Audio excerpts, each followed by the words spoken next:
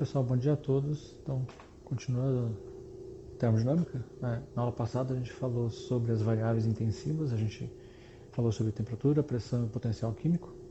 A gente definiu essas grandezas em termos de derivadas, né, de energia, em termos de entropia, volume e número de partículas. Né? E agora, hoje, a gente quer falar um pouco sobre essas funções intensivas, né, e algumas coisas, e ressaltar suas propriedades.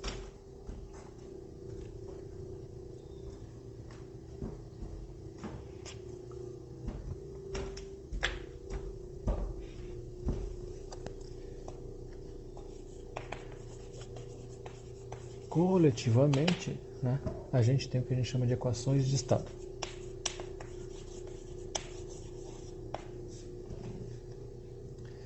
Então, U, né, é função de S, V e N, então as derivadas continuam sendo função de S, V e N.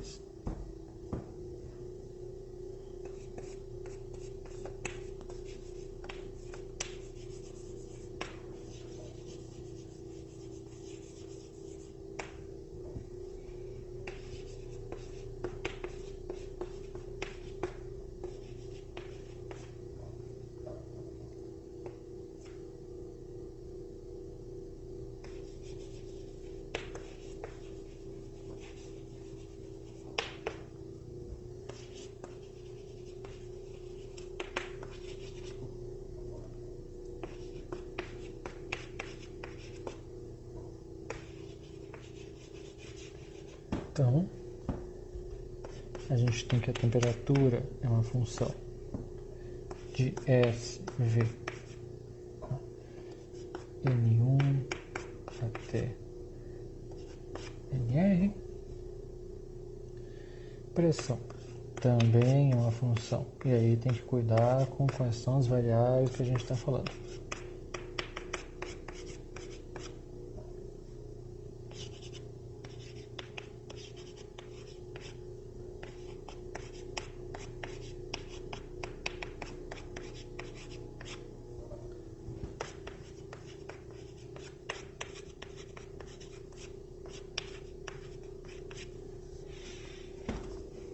Essas equações, né, T, P e μ em função de S, V e N, são o que a gente chama de equações de estado.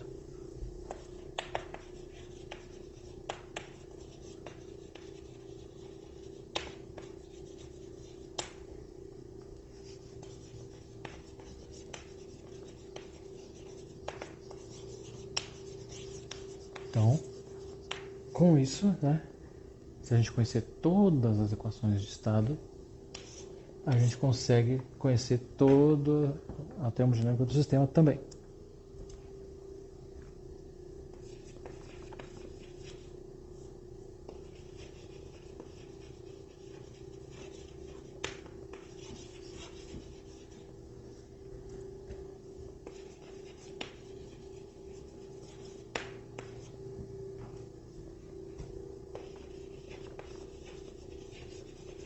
Se você conhece todas as equações de estado, você conhece também as equações fundamentais.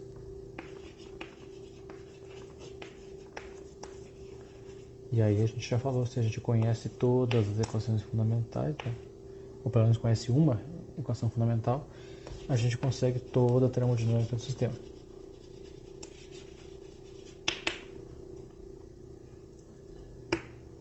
Se a gente conhece uma equação de estado, a gente não tem toda a termodinâmica do sistema. A gente tem que conhecer todas.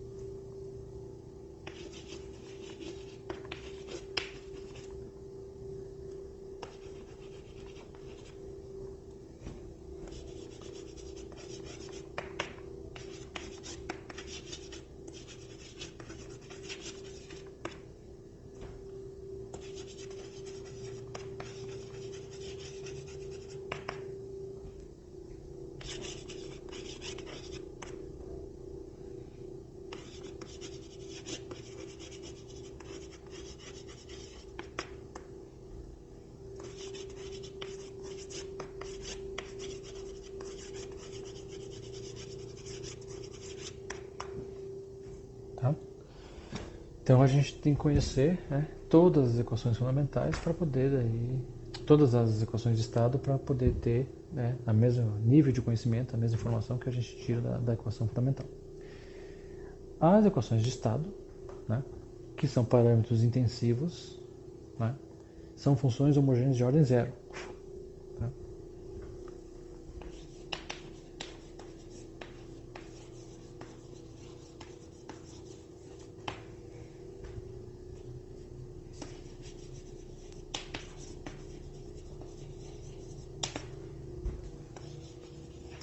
E é por isso que elas são intensivas.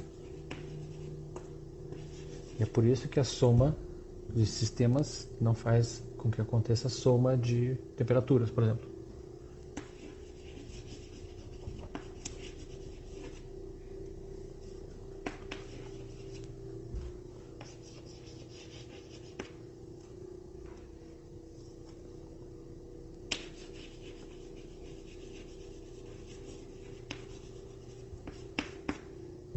Então, se a gente pega, né, e considera que você tem um certo parâmetro lambda e multiplica todos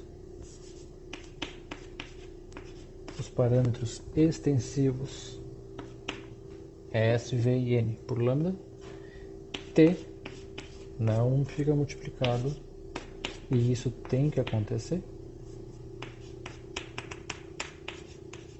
não fica multiplicado por esse lambda. Então isso é uma coisa que você tem que ver.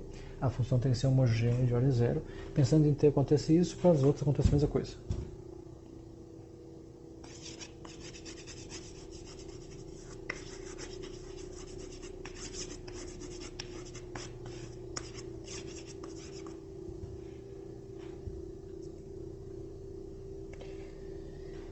E aí, isso basicamente quer dizer que, pensando num sistema em equilíbrio, né, a temperatura de um ponto é igual à temperatura dos outros pontos do teu sistema. Bom, a gente pode introduzir um modo condensado de escrever algumas coisas. Eventualmente facilita algumas coisas.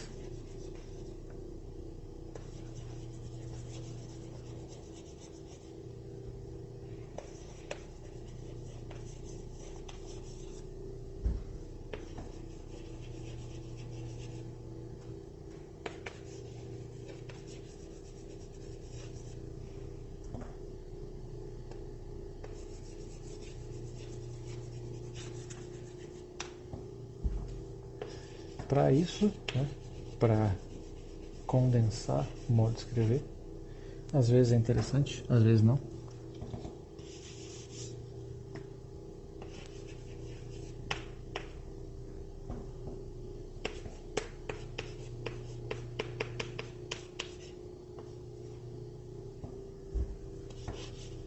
A gente pode escrever, né, que os parâmetros V e os N's a gente pode representar por X. Então o S fica de fora disso, tá? V e N's. Então V vai ser X1, N1 vai ser X2 e assim vai, né? Então U, que devia ser uma função de S, V, N1 até NR, pode ser escrito como uma função de S. Então S fica fora dessa brincadeira. X1 até XS. Tá? Eventualmente isso pode ser útil, né? Ou não. Enfim, para algumas coisas é. Para simplificar o modo de escrever as derivadas. Né? Só vai ter que ter cuidado com quem é X1.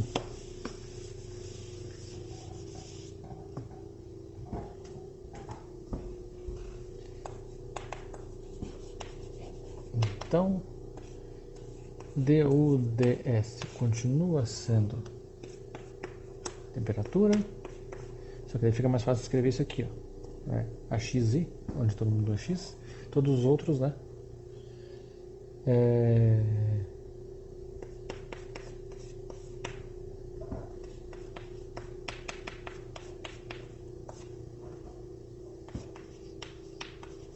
Fica mais fácil escrever essa parte. Então, du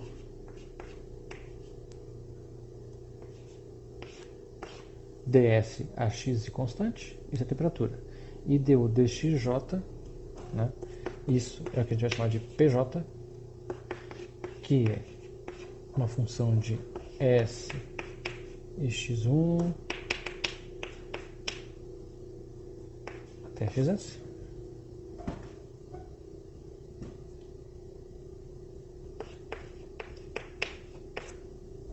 Sendo que aqui é função de S e xi com i diferente de j. Né? Aí tem que cuidar que du dx1 é P1, mas P1 não é P, não é pressão. P1 é menos P.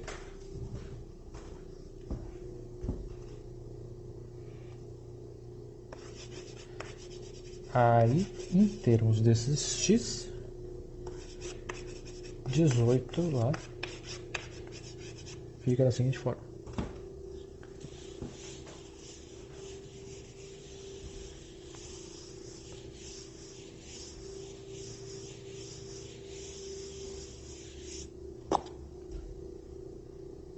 Então, du vai ser TDS, né, mais somatório J, PJ, dxj.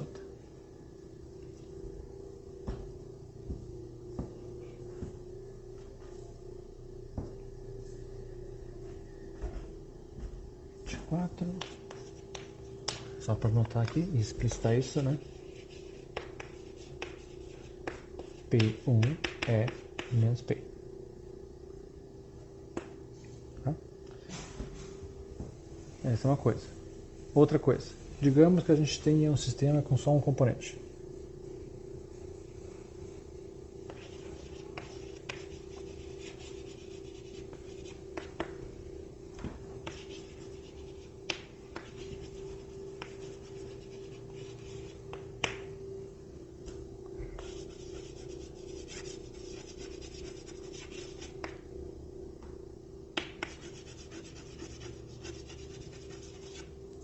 Se o sistema tem só um componente, a gente já viu que a gente pode pensar em energia, né, por partícula ou energia por mol.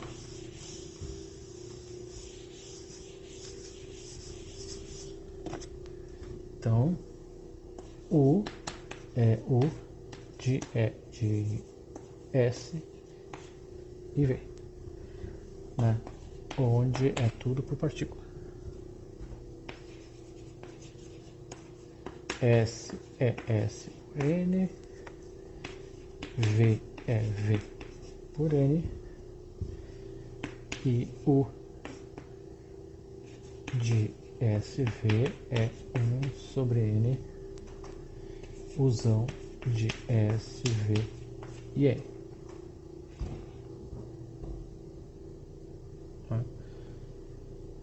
Pensando desse jeito, né, a gente vai ter,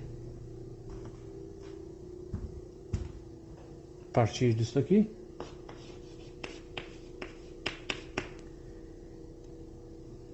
a diferencial total vai ser dszinho duzinho mais du ds du dv dv.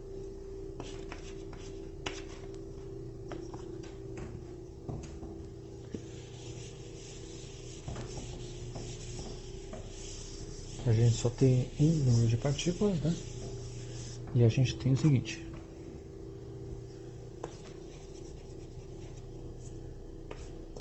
du ds, né? A V constante é a mesma coisa que du ds, né? A Vzão e Nzão constante. Isso é a mesma coisa que Uzinho é Uzão por N, Szinho é Szão por N. E isso é a temperatura. Então, Dzinho, Dzinho é a temperatura. Mesma coisa vale para Dzinho, Dvzinho. Szinho. Isso é igual a du, dv, a s e n constantes. Isso é menos p. Então, para um sistema que só tem um componente, né? du, então energia por partícula ou energia por mol, vai ser TdS menos PdV. Então não tem trabalho químico aqui.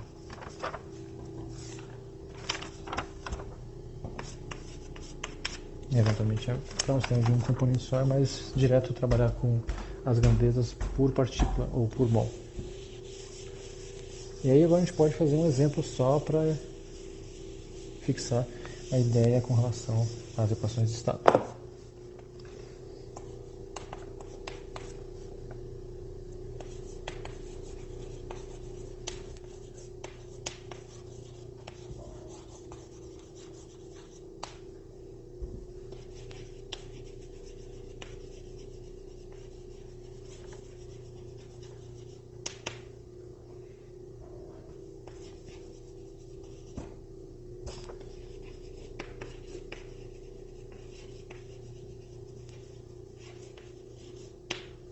Então a gente tem uma equação fundamental,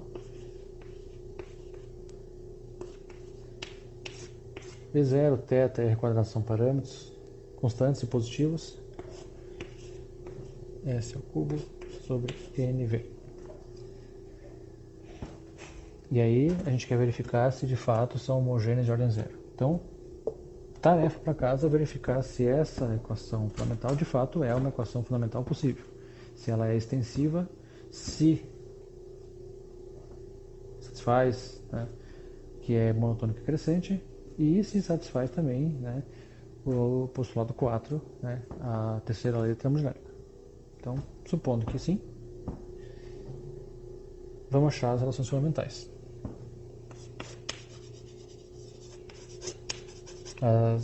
As equações de estado.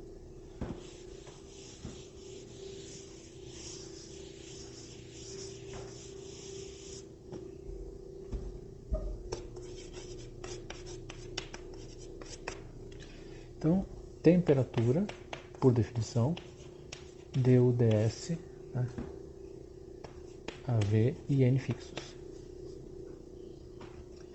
Então, V0 θ R quadrado. Como é ddus, a gente vai ter 3s quadrado NV. Isso é a temperatura. Aproveitando.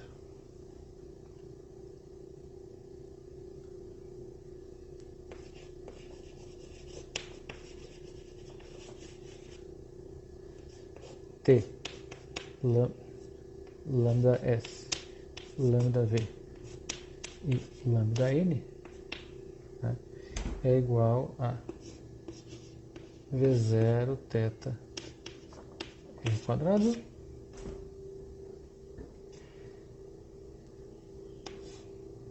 três lambda S ao quadrado lambda N lambda V, o que dá V0 θ R ao quadrado lambda ao quadrado, então de fato temperatura é de ordem zero, é intensivo.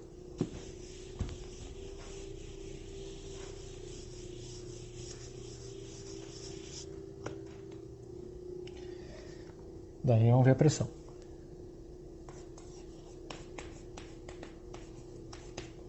Então, pressão é menos du dv Sn.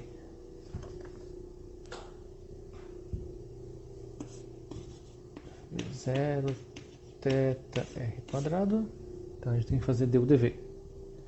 Então, S ao cubo, né, NV² com menos ou V0 θ F²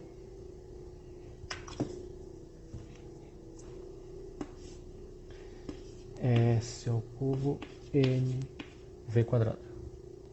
Então essa é a pressão nesse caso. E aí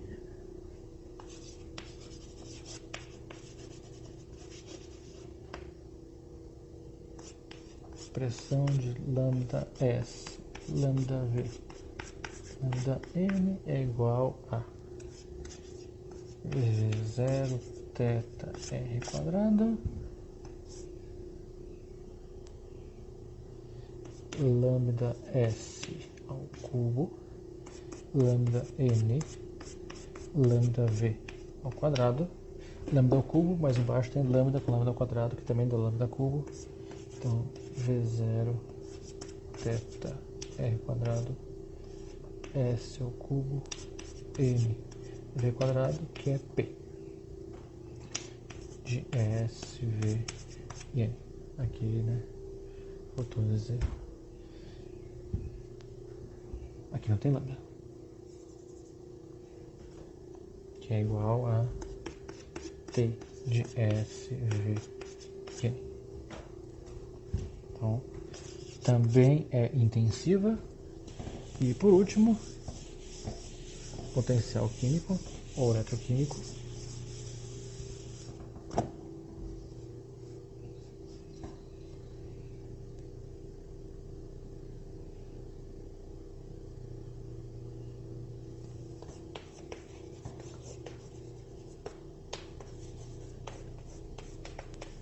Então, de 17C, o potencial químico DO, DNASV.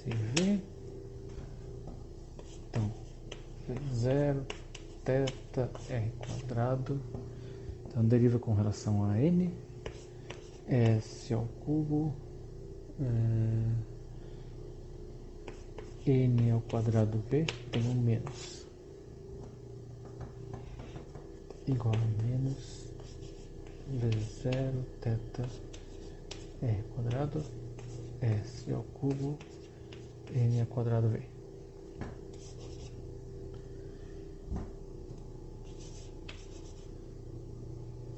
Verificado. Mi lambda S, lambda V, lambda N é igual a menos V0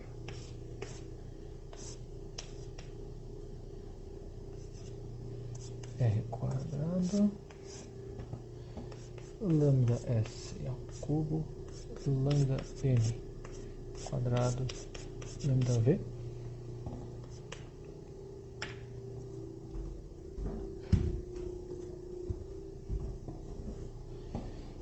menos V0 θ R², S ao cubo, N ao quadrado V, que é igual a Mi. É igual a Mi de S, V, N. Então, ok, também é intensiva. Então, essa equação fundamental, que é para verificar se de fato ela é uma equação fundamental, gera equações de estado que são de fato funções homogêneas de ordem zero, né? São funções intensivas, né? E depois a gente vai verificar, né, que o conhecimento de todas as equações de estado fornece um modo de achar a equação fundamental. Tá? Então, pessoal, por hoje é isso daqui. A gente continua na próxima aula a desenvolver o formalismo. Tá?